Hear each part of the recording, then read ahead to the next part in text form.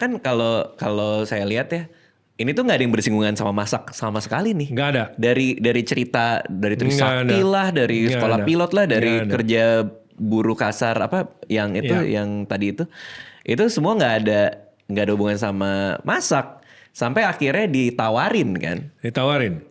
Jadi suatu hari ketemu teman-teman Indonesia yang dipekerjakan secara ilegal di sebuah restoran Jepang. Oke. Ownernya ini Chinese American, makanya dia ya agak-agak curang dikit lah. Ada pegawainya yang legal yang dibayar pakai slip gaji, ada juga pegawai legal yang dibayar cash. Kayak ngakalin lah dia. Ya karena kalah kasarnya, tapi beruntung lah buat kita. Oke. Dikenalin sama teman-teman ini, akhirnya dimasukin, jadilah pelayan. Belum pernah jadi pelayan. Sangat bersyukur karena biasanya kerja buruh kena panas dan lain sebagainya. Ini kan kerja dalam ruangan, AC. Karena rasa takut ingin keep this job. Jadi misalnya kita mesti datang 9:30, kita buka jam 11. Mesti datang jam 10, mesti datang jam 10, kita buka jam 11. Saya jam 10 kurang tuh udah datang.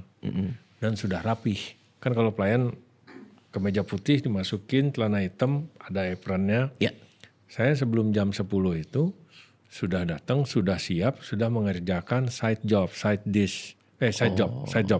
job itu adalah misalnya soy sauce dish, wasabi, ginger itu udah di portion. Karena kalau lunch kan rush ya. Jadi itu harus sudah siap, tinggal naruh. Portion salad dan lain sebagainya untuk bento box. Jadi sebelum jam 10 saya udah siap dan udah mulai kerja. Oke. Padahal nggak diharuskan kan? Harusnya datang jam 10. Iya, maksudnya supaya gue nggak mau kehilangan pekerjaan ini nih, gue kasih yang terbaik gitu kan. Oke. Nggak mau sampai punya flaws lah. Oke. Nah, restoran itu sepi. Biasanya restoran itu sepi antara jam 2 sampai jam 5 sore. Kalau giliran saya yang tugas, saya selalu berdiri, ini kan sushi bar seperti ini. Di sebelah kanan ini yang bagian mereka keluarin hidangan yang mentah yang dari sushi bar. Kita selalu waiter berdiri di situ. Saya sering lihat mereka sambil ngeluarin makanan, ini area mereka potong-potong ikan juga nih. Kalau yang depan nih area mereka beneran buat sushi dan nigiri dan bikin roll. Yang samping ini misalnya potong ikan, portion apa ya. Saya selalu, kalau lagi sepi saya selalu nanya, ini kenapa motongnya seperti ini, kenapa motongnya nggak seperti itu. Nih kenapa kok mirip sama yang itu, baru ya ini seasonal. Pokoknya cerewet lah nanya-nanya terus. Oh iya. Ya, pengen tahu. Oke. Ibaratnya pengen tahu. Sampai fast forward 2 minggu setelah jadi waiter, si head, si sushi masternya mungkin notice kali ya. Saya rajin, saya ingin tahu, pengen belajar. Ditarik ke belakang, saya udah gemeteran aja, ditarik ke belakang. Kenapa lagi nih? Taunya ditawarin. Enggak, jadi apprentice. Dengan gaji yang lebih kecil daripada pelayan. Ya, kalau pelayan kan gajinya dapat dari tip itu kan minimal 15% dari bill. Ya pikir-pikir ya udahlah, oke, ambil. Soalnya saya mikir waktu itu sudah umur 22 hampir 23 tahun. Iya. Ya hampir 23 tahun cuman punya ijazah SMA. Mau jadi apa? Gak ada salahnya jadi waiter. Di Amerika itu banyak professional waiter yang sampai umur 60 masih kerja di steakhouse. Mereka bawa pulang sebulan 6.000 minimal. Oh iya? Iya. Sebanyak itu ya? Sebanyak itu. Dan mereka kalau kerja setahun kan dapat setahun dapat seminggu pay cuti. Setelah 3 tahun dapat 2 minggu dalam setahun pay cuti. Setelah 5 tahun dapat 3 minggu. Setelah 10 tahun dapat sebulan. Oh. Nah, jadi make sense ya. Ya, dan mereka banyak yang di Amerika banyak yang professional waiter. Jadi hidupnya memang kerja liburan. Oke. Nothing wrong with that gitu ya. Oke. Cuman saya mikir pengen punya skill lah, sesuatu yang berbeda sehingga menerima tawaran tersebut. Oke, lagi-lagi ini berarti bukan karena minat ya untuk masak ya, tapi memang keadaan dan ngerasa bahwa mungkin opportunity yang baik gitu. Betul. Soalnya kalau saya ngelihat ya, banyak banget orang sukses menjadi seperti sekarang tuh, kita udah bisa lihat bibitnya tuh dari kecil gitu. Katakanlah saya sendiri ya, misalnya katakanlah suka nulis gitu, karena dari kelas 4 SD emang suka gitu. Kayak Chef Juna ini, kalau saya dengar ceritanya, Itu kayak gue ngelakuin ini emang karena emang keadaan Ya, gitu. survival mode. Nah, Berarti memang ketika dikasih jadi apprentice chef tadi, ya. itu modenya udah langsung apa tuh? Udah mode belajar full Mode belajar full. sampai kayak gimana? Jadi takut ya, rasa takut. Kembali lagi, dikasih kesempatan, tidak mau let down the situation or the chef gitu. Jadi saya berusaha tiap hari itu jangan sampai ditegur. Oke. Wah, orang nggak pernah masak kok. Jangankan masak. Awal-awal kan kita kalau di Japanese itu biasanya kita buat nasi dulu, kupas kentang dulu. Lagi kupas kentang, wah kita kayak kacung kampret beneran. Lagi kupas kentang, si steward atau dishwashernya, woi sini bantu gua. Ini panci-pancinya berminyak nih. Sikat. Terus nanti kita lagi balik lagi kupas kentang, chefnya datang. Kok belum beres? Ngapain aja? Iya pokoknya gitu terus. Oh nasi udah mau jadi tuh, angkat. Wah udah pokoknya ya udah modal. Apapun lah ya. Bat, cepet gitu. Gile. Dan makin hari makin banyak tugasnya. Karena dilihat mampu ngerjain. Iya mampu ngerjain nih. Makin hari makin banyak tugasnya. Tapi tetap ngerjain yang lama. Tapi waktunya nggak ditambah, ya udah gitu aja hidupnya. Sampai suatu hari dia benar-benar percaya baru boleh mulai pegang makanan. Oh itu lama berarti itu ya? Lumayan, beberapa bulan gitu. Pegang makanan tuh maksudnya motong? Belum. Belum bahkan? Masih pertama itu rebus udang. Wow. Oh, orang pikir gampang. Oh, no. Udang yang ebi nigiri di atas nasi itu. Itu nggak semudah itu. Oke. Jadi udangnya kita harus masukin tusuk sate. Oke. Dan itu tidak boleh ditusuk. Harus benar-benar dimasukin rongga antara daging dan kulitnya, shellnya. Sampai ke ujung yang segitiganya itu. Sehingga pada saat dia direbus udangnya lurus. Oke. Tingkat kematangannya juga itu by eye. Jadi benar-benar air mendidih, cemplungin, udah mulai berubah warna, set, kita pindahin ke ice batch. Oke. Lalu kan udang ujungnya tuh agak nggak beraturan, kita mesti trim supaya pada saat dia jadi nigiri rapi bentuknya. Oke. Begitu ada yang ketusuk satu. Oh iya. Oh iya. Iya. Sampai main tangan gitu. Oh main tangan, tapi mungkin nggak ke muka ya. Sini, plak gitu. Saya selalu diancam bikin kesalahan yang sama 3 kali dalam sehari, you lose your day off. Hari libur cuma punya 1 seminggu, diambil juga. Wah. Pernah kayak gitu? Pernah nggak sampai day off-nya diambil? Belum sih. Enggak lah ya. Karena 3 kali kan is too much lah gitu. Cuman ya lumayan, ngeri juga kan. Iya. Sampai terus meningkat, mulai bikin roll pertama. Ngaduk nasi lagi dengan sushi-sunya itu, dengan campurannya. Sampai dia benar bagus. Baru terakhir yang lebih advance-nya dimulai dari bikin sushi roll dulu. Sushi roll, California. Yang simple dulu, yang seaweed-nya di luar. California maki, ya, teka maki, kappa maki. Baru nanti mulai advance roll yang nasinya di luar. Oke. Ya, baru nanti specialty roll. Setelah dari itu baru diajarin bikin nigiri. Oke. Bikin nigiri sama nasi, jadi nigiri. Jadi kalau orang datang ke restoran sushi terus bilang, sushi itu tinggal bahan mentah ditaruh nasi aja, gue juga bisa. Itu salah bener dong ya? Monggo, silakan. Langsung monggo. Silakan. Ya, silakan. Ya, it is not, orang lihat sangat picky gitu ya. Makan, komen karena mungkin lihatnya di MasterChef gitu. Yeah. Tapi kalau saya makan sebenarnya nggak pernah Picky. pusing. Saya semua saya makan apa segala macam, nggak pernah. Ini kenapa begini, nggak pernah. Tapi kalau masuk ke restoran sushi dan saya ngelihat dari awalnya udah, aduh, itu jadi agak malas sudah. Oh, apa yang bisa kelihatan langsung? Cara dia naro kah atau apa sampai bisa males itu? Komposisi nasi dengan nigirinya, dengan daging ikan mentahnya. Oh. Jadi besar itu not necessarily the right way atau enak atau benar. Jadi ada komposisinya. Dan nigiri itu adalah perpaduan nasi hangat, sushi rice yang hangat dengan daging atau seafood yang dingin. Oke. Ya, that's combination. Jadi kalau nasinya sudah tidak hangat atau cold, Oke, itu kayaknya udah bukan yang benar gitu ya. Jadi kalau di sushi restoran, right sushi bar itu dia pasti ada rice warmer. Bukan rice cooker ya, rice cooker kan untuk masak nasinya di belakang. Terus dia ada tempat ngaduknya yang bulat untuk campur dengan sushi-sunya, liquidnya. Nanti setelah itu dia kalau sudah tidak begitu panas dia akan pindahkan ke rice warmer. Oke. Nah ini harus pintar. Berapa banyak yang dipindahkan ke rice warmer atau berapa banyak nasi yang dimasak.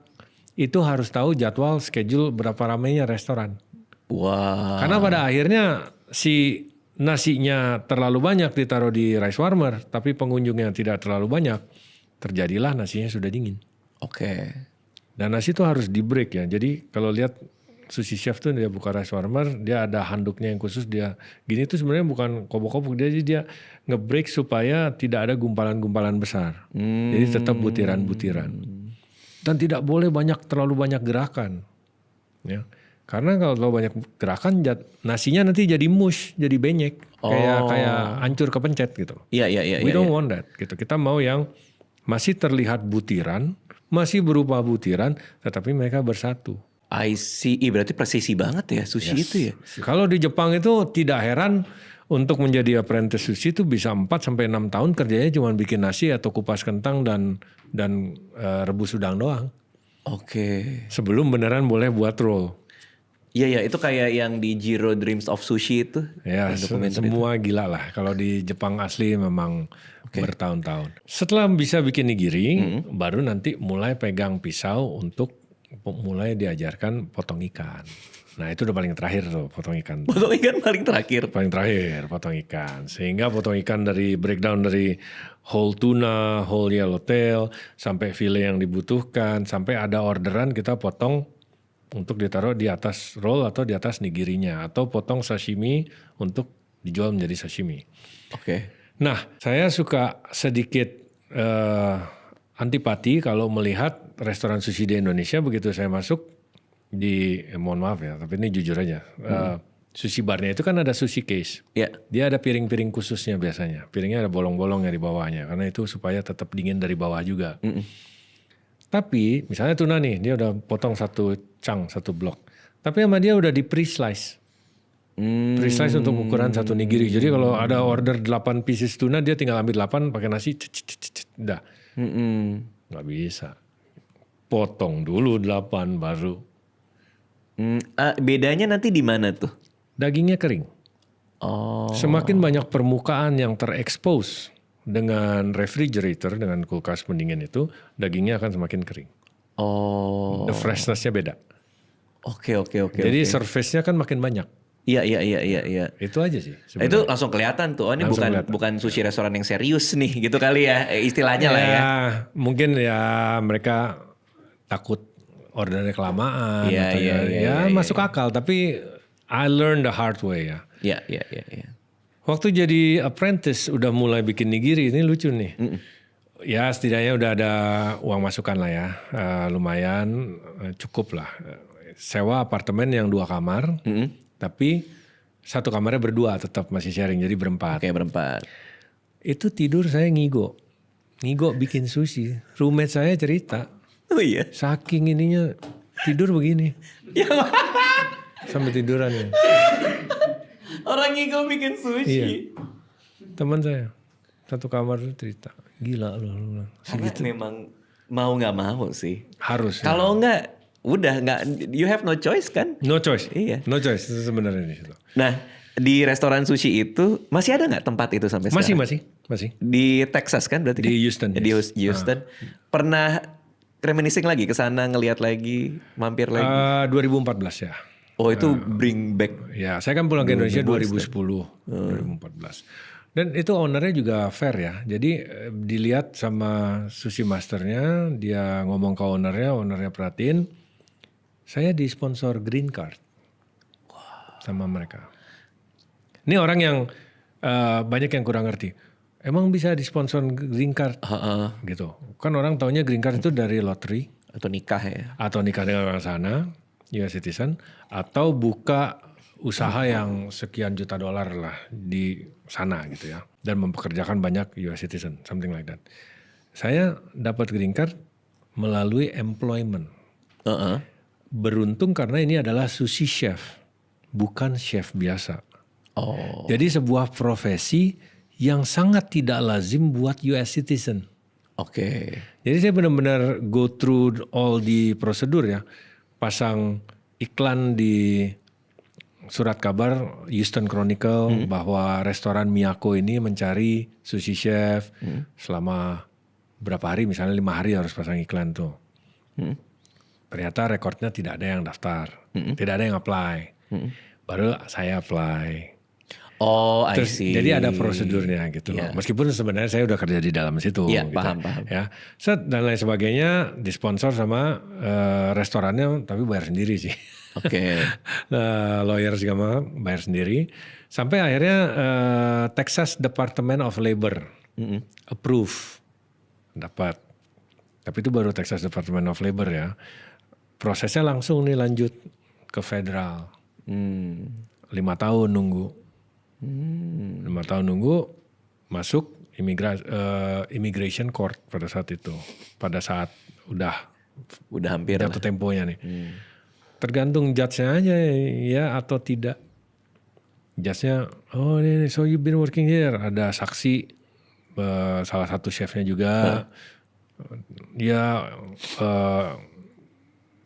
kayak manajernya juga, oh ya dia kerja di kita udah dari tahun segini. Karena kan posisinya sudah ilegal. Jadi begitu di-deny ini green card, deportasi. Cabut. Tapi ketok welcome to America. Gile. Gitu. Itu 2005 ya. 2005. Berarti nggak apa-apa ya kalau kita selama itu udah jadi illegal immigrant dan kita mau dapat green card, dia nggak langsung kayak, oh berarti lu udah lama nih jadi illegal, nggak digituin ya? Tergantung. Oh, I see. Lewat jalur mana nih? Oke. Kebetulan pada saat itu masih tahun 98. 2005 ya. Berarti prosesnya dari 99 sampai 2004 akhir lah kalau nggak salah. Lama banget. Ya 5 tahun. Dan kita nggak boleh keluar dari Amerika tuh. Karena kita ilegal juga kan. Kalau keluar nggak bisa balik lagi. Iya. Nah mungkin di tahun itu masih bisa satu. Kedua jalurnya ini kan jalur nggak lazim nih. Employment. I have something yang US citizen don't have. Kasarnya gitu. Kalau cuma modal merit doang, kalau dari ilegal mesti dari luar prosesnya. Gak boleh proses di dalam. Ini mesti keluar dulu gitu loh. Kalau merit sama orang Amerika gitu ya. Jadi ada elemen of luck juga itu. Ada. Iya dong. Ada. So very thankful and blessed lah. Berarti di restoran sushi itu sudah sampai level chef dia? Sudah sampai level chef akhirnya. Dari waiter? Dari waiter. Gila, dengan persistence dan rasa takut dari bawah banget. Dari mulai mengutin puntung rokok. Gila sih. Gila sih. It's a journey sih. It's a journey. Wah gokil.